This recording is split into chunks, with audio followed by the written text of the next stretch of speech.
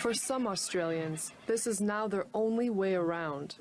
Along Australia's east coast, Cyclone Debbie has cut off roads and destroyed bridges. Great amount of effort has been focused the last 24 hours on flood rescues, making sure people are safe and can get away from areas where they're being caught out. And we're pretty comfortable we've got most of those in hand now. Cyclone Debbie is a Category 4 storm. The most powerful are classified as 5. It's now moved out to sea, but not before smashing through tourist resorts and bringing down power lines. People from several communities in Queensland and New South Wales are being evacuated as torrential rains continue to fall, leaving more than 100,000 homes without power. 6 large rivers have flooded and others are continuing to rise. It's a very dangerous time in these flooded areas. I want to say to everybody who is affected by these floods, do not go into flooded waters. So do not cross flooded roads. If it's flooded, forget it. Follow the advice of the local authorities. They know what they're doing. They will keep you safe. Now, we've had two fatalities. 2 women in New South Wales have died as a result of these floods. Emergency officials say they have rescued hundreds of people, many who hadn't listened to evacuation orders. Those dangerous tornadoes and floods causing major damage. ABC's Steve Osunsami is on the ground in hard-hit Fairfield, Alabama with more. Good morning, Steve. Good morning to you, Robin. I'm standing in front of what's left of a state liquor store that took a direct hit. There's the whiskey aisle right there. The J&B and the Dewar's are still standing on their shelves. But look at what happened to the poor bourbon. It was torn apart. All of this is a total loss. This town was caught by surprise by this storm. There were people inside these businesses at the time. This is what's left of an oil service station. As you can see, the walls were torn apart by the high winds. For many, this was a rough night of wild weather across the South. It just hit here in Fairfield. It was big, guys. It was really big. A confirmed EF2 tornado came tearing through the small town just outside Birmingham, terrorizing families and destroying their businesses. 4 people were hurt. The only thing left standing here, these 2 shelves. It lasted about 2 or 3 minutes and it was gone. Even from a distance, you could see the 120-mile-an-hour winds. People here had to run for cover. The violent winds cut through power lines. This morning, more than 1,000 people here are still without power. What's left of Cindy is not going away quietly across the South. The strong winds plus the high tide added to the heavy rains were more than enough to flood this highway. And just off the coast of Pensacola, this water spout was spinning up less than a mile from shore. Oh my Lord! Authorities are still telling some families that they still need to leave their homes for higher ground. More than a foot of rain is soaking parts of Mississippi, leaving people in this neighborhood nearly underwater. The water is up about 3 or 4 more feet than yesterday. Even the fire ants are trying to beat the rain. Beachgoers may have been surprised to see thousands of jellyfish on one of the world's most beautiful beaches this past weekend. Local man Justin Silvestre Albo posted pictures to Facebook of the bloom on June 16th. The pictures appear to show thousands of jellyfish covering Nacpan Beach in El Nido, Philippines. According to local reports, the municipal government may temporarily close the beach. Ocean currents and climate change may contribute to the sizes of big blooms like this one. In an earthquake zone, every second counts. Early warning systems are already operational in Mexico and Japan. Prior to a massive 9.0 quake in 2011, people in Tokyo got a quake warning of more than 60 seconds. Now the Los Angeles rail system is literally on track with its own early warning program. All train operators are to stop your train at the next station and hold.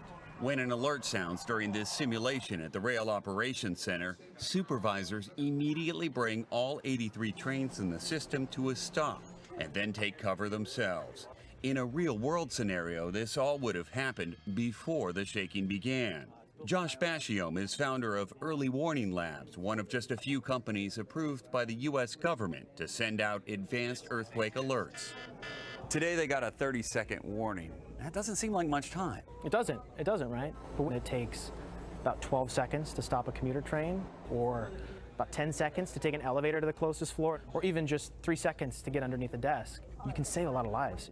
During an earthquake, seismic waves radiate from the epicenter like waves on a pond. Currently, more than 700 sensors, most of them in Southern California, detect those waves, passing along data that can be used to predict when shaking will start in nearby cities. Okay, we now have 40 seconds before the shaking's expected to come in here to Pasadena. Seismologist Lucy Jones helped develop the early warning system for the U.S. Geological Survey. It still needs nearly 1,000 more seismic sensors across the West, but that plan is now in jeopardy. If the president's budget is passed by Congress, the program will be stopped because this is one of the things being eliminated. Jones and others hope it doesn't take a disaster to convince lawmakers to keep the program alive. We finally know what caused the fire that swept through Grenfell Tower in West London, a faulty fridge. The fridge manufacturer, Hotpoint, hadn't recalled that model prior to the fire, but it's now asking customers to check their model numbers and contact the company. Police are still trying to determine how the June 14th blaze spread so quickly. So far, samples of cladding and insulation collected from the building have failed safety tests. Authorities are conducting similar safety tests on 600 buildings across the UK to determine if the same combustible cladding was used in their construction. As of Friday morning, they found it in 11 residential buildings. At least 79 people died or are presumed dead as a result of the Grenfell Tower blaze. Police are considering criminal charges, including manslaughter. Chinese authorities recently discovered hundreds of migrant workers living in a basement below a pricey apartment complex in Beijing. On June 17th, China National Radio reported that a recent inspection revealed up to 400 people were staying in crowded and windowless rooms underneath Julong Gardens, located in the northeast part of the city. Furthermore, residents only had access to one emergency exit, potentially making the dwellings a death trap. The South China Morning Post reports one of the basement's tenants said rent was about 1,300 yuan, or a little less than $200 a month. That's just a fraction of what people pay for standard apartments in the building. Rising housing prices have forced a growing number of Beijing residents to turn to cheaper accommodations underground. The Chinese government has responded by offering more subsidized housing and by restricting Beijing's population to 23 million by 2020. These are images of what ISIL says are the ruins of the Al-Nuri Mosque in Mosul. The militant group says the mosque and its 840-year-old minaret were destroyed by a U.S. airstrike. The U.S.-led coalition leading the battle to retake the Iraqi city has rejected the claim. Iraq's Ministry of Defense says ISIL fighters themselves detonated explosives inside the mosque on Wednesday night. It's important because it's where ISIL leader Abu Bakr al-Baghdadi declared a so-called Islamic Caliphate in 2014, shortly after Mosul was overrun by the militants. The death of Islamic State's leader is almost a certainty. That's the claim made by a Russian senator, quoted by news agency Interfax. He says the likelihood that Abu Bakr al-Baghdadi has died is close to 100%. Last week, Russia said it may have killed the IS leader in an airstrike on the Syrian city of Raqqa, but have so far offered no proof. US officials say they cannot confirm Baghdadi's death.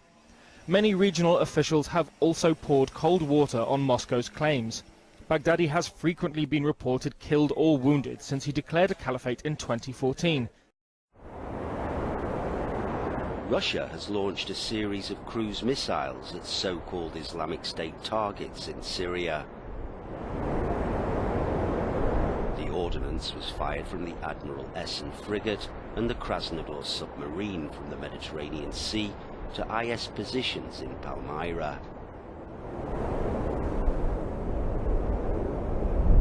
The strikes destroyed command posts and weapon and ammunition stores, according to the Russian Defense Ministry. Russia is seeking agreement with Turkey and Iran to establish 4 security enclaves to bring about an end to the 6-year war. Iran Iran says Russia can use its military bases to fight terrorists in Syria. Iranian Foreign Minister Mohammad Javad Zarif says permission will be granted on a case-by-case basis. The statement comes as Iranian President Hassan Rouhani is set to meet with Russian President Vladimir Putin at the Kremlin. Now, the pair is expected to discuss several regional security issues, including the war in Syria.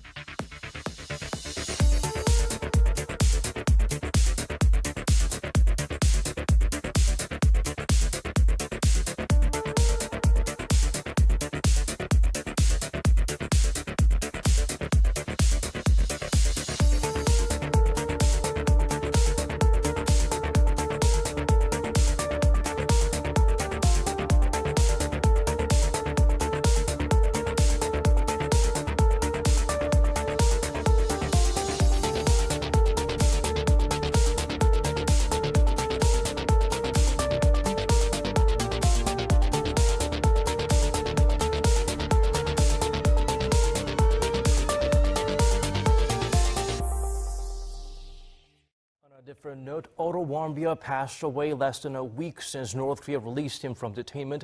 Pyongyang officials say the American student's death is a mystery to them as well. They denied accusations that Warmbier's brain injuries were from torture and beatings during captivity. The regime's foreign ministry called the 22-year-old a victim of the Obama administration's policy of strategic patience, as the government never requested his release. Its spokesperson added the young man was released last week on humanitarian grounds in consideration of his bad health, then went on to criticize Seoul for using Warmbier's case to seek the release of other detainees. North Korea has reportedly conducted another rocket engine test to enhance its long-range missile capabilities. Citing unnamed U.S. officials, Reuters reports that Pyongyang may have been testing the smallest stage of an ICBM rocket engine. It would mark the regime's first rocket engine test since it conducted 3 in March. Many experts believe it's just a matter of time before North Korea perfects its ICBM technology. The latest revelation also comes at a time when the U.S. has reported increased activity at North Korea's Seoul nuclear test site. The Pentagon has been accused of wasting $28 million buying forest-style camouflage uniforms for the Afghan army.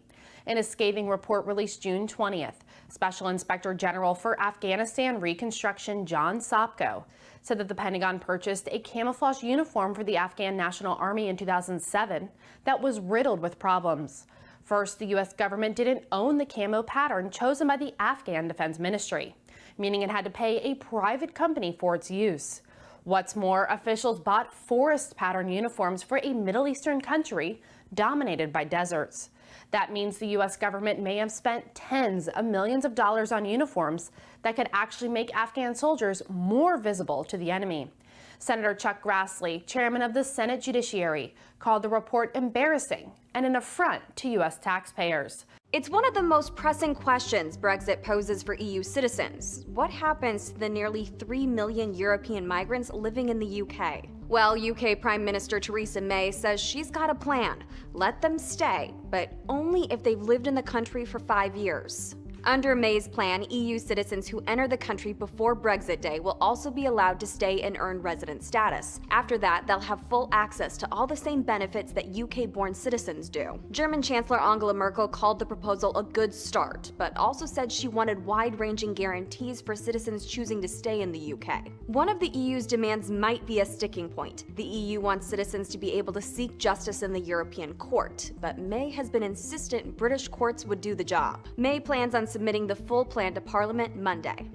A leaked report by Swedish police says the number of so-called vulnerable zones in the country has jumped to 23.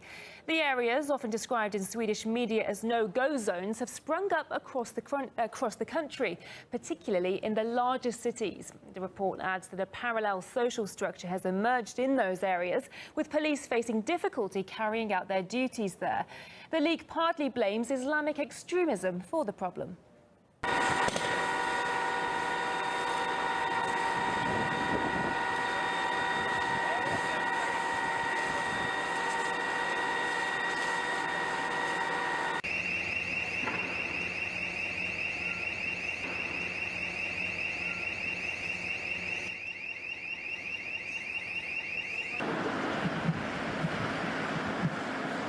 Some service providers have even refused to enter certain areas. In April, mail provider PostNord wouldn't enter Stockholm's Rinkeby suburb, citing security concerns.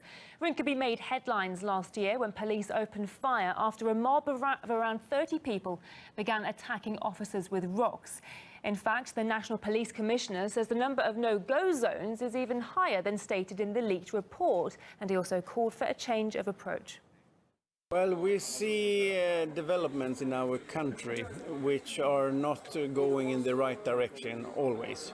We see we have a bit more than 60 vulnerable areas in around the major cities of Sweden. And we see criminality there, and we need to turn around development in those areas, and we need assistance of our other parts of society. The near-daily unrest in Venezuela has culminated once again in the death of a protester. Demonstrations turned violent on Thursday as opposition supporters came under a hail of rubber bullets during their assault on an airbase. Soldiers fired from near point-blank range as protesters attacked the fence outside La Carlota airbase in the wealthy east end of Caracas. A 22-year-old man named as David Jose Vallanilla died at a nearby hospital as a result of the injuries he sustained during the protest. His death brings the total number killed during the riotous demonstrations that have ravaged Venezuela since the unrest began in April to 76. Hundreds of thousands of Venezuelans have taken to the streets to protest against the clampdown on the opposition, shortages of food and medicine, and President Nicolas Maduro's plan to overhaul the constitution. Maduro says the violence is part of a foreign-led plot to oust him. Carabinieri police in Rome have seized assets worth about €280 million in a major anti-mafia operation. 23 suspects are accused of belonging to gangs involved in criminal activity such as extortion, loan sharking, money laundering and fraud. Some 46 entertainment venues popular with VIPs around Rome have been raided. Officers have also seized assets from bars, restaurants and arcades. During the country's economic downturn, upmarket eateries have been increasingly targeted by mafia gangs as an easy way to launder money. Also in Rome, the so-called mafia capital case is due to be concluded next month. MPs, bureaucrats and businessmen are alleged to have worked with mobsters to rig public tenders on everything from creating refugee centres to rubbish collection. The owner of the house where Adolf Hitler was born is fighting the Austrian government's right to take possession of the property. The Interior Ministry had been renting the three-storey house near the German border since 1972, but it has remained empty in recent years because of disputes. The owner filed a legal challenge on Thursday. Her lawyer told reporters she had refused offers that were too low from the state. Die Lösungsvorschläge waren immer ein bisschen, ich möchte schon sagen. He says the offers regarding the purchase price were half-hearted. At best, it was the sale value of a regular house. There were never any serious talks. Always, everything got blocked, he says. Keine ernsthaften Gespräche. Es ist immer alles abgeblockt worden. The Austrian government doesn't want Hitler's birth home to be used as a pilgrim site by neo-Nazis and other groups. The former German Chancellor provoked a global war that cost more than 50 million lives. A decision by the court is expected within the next 2 weeks. A man who stormed a pizza restaurant at gunpoint because of an online conspiracy theory has been sentenced to 4 years in prison. The conspiracy theory known as Pizzagate alleged that Comet Ping Pong, a Washington, D.C. pizza restaurant, was actually a front for a child sex ring linked to members of Hillary Clinton's staff. Edgar Welch entered Comet Ping Pong on December 4th, armed with an AR-15 rifle and a pistol, and shot at a cabinet where he believed children were being held. Welch pleaded guilty and apologized for his actions. Prosecutors in the case urged the judge to deter others from vigilante justice by issuing a sentence of 4.5 years, while the defense asked for 18 months. Judge Ketanji Brown Jackson sentenced Welch to 4 years and, according to the Associated Press, said his actions, quote, literally left psychological wreckage. On Thursday, the Roman Catholic Church in the New York City borough of Brooklyn has set up a compensation program for victims of sexual abuse by its clergy. The program is modeled after another archdiocese in New York. In the program, victims who were abused a long time ago, beyond statutes of limitations, were given a chance for compensation. In the Brooklyn diocese, independent administrators will evaluate claims and determine compensation. The Brooklyn diocese says it serves some 1.5 million Catholics in Brooklyn.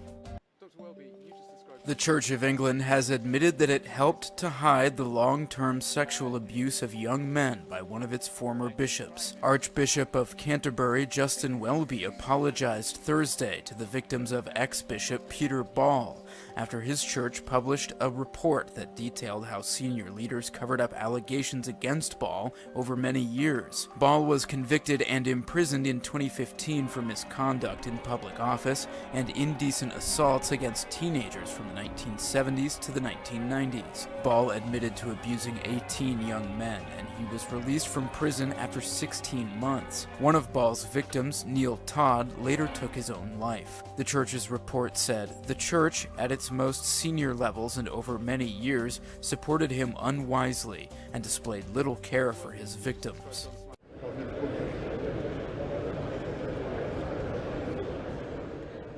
It's a car, it is also a plane. It's a car that can transform to a plane, and we think it's a better car because it's also a plane, and better plane because it's also a car. It is 160 kilometers per hour on the road. It is about 260 kilometers per hour in the air in the international standard atmosphere at 70% of the throttle. Yeah, it takes about 3 minutes to fold the wings and prepare the vehicle for the operation. Or the price is between 1.2 million to 1.5 million, which is comparable to small aircraft or general aviation aircraft. But in this price you get also a sports car. Rosie? You betcha, Mr. J. Rosie, the humanoid maid in the Jetsons, was a futuristic cartoon character that captivated a generation. But now it's closer to reality. A team from the Italian Institute of Technology believes the robot they've made is smart and dexterous enough to perform basic tasks. R1 can lift up to 1.5 kilograms and navigate around the home thanks to an accelerometer and a gyroscope. This is a service robot, so it's been designed for assistance, for personal assistance. So it has to be able to manipulate objects, at least to grasp them and move them around. So you'll be able to ask for something like getting a glass of water, and the robot should be able to grasp it and bring it to you. The market for service robots is not yet developed, but it offers plenty of promise. Most producers are looking into devices to help disabled people. It's estimated that over 20% of the population have some form of disability, and many of these would benefit from an assistive robot. This could be people from someone with a mobility impairment to dexterity issues, or even someone with autism or dementia who might need assistance with care or social skills. Another robot, the child-sized iCub, was built to support research in artificial intelligence. It's currently in use in labs in Europe, the US, Korea, and Japan. But at $250,000, it's a steep price to pay. But R1 is much cheaper. This one is 10 times cheaper to start with. So we envisage at the beginning applications and business applications. So this can be a robot for a shopping mall, for a hospital, for an airport. When we eventually manage to hit the consumer market, this will be at the price of maybe $4,000 to $5,000, so reasonably affordable. For now, the robot is a friendly assistant for the elderly, but soon it may move in to many more homes.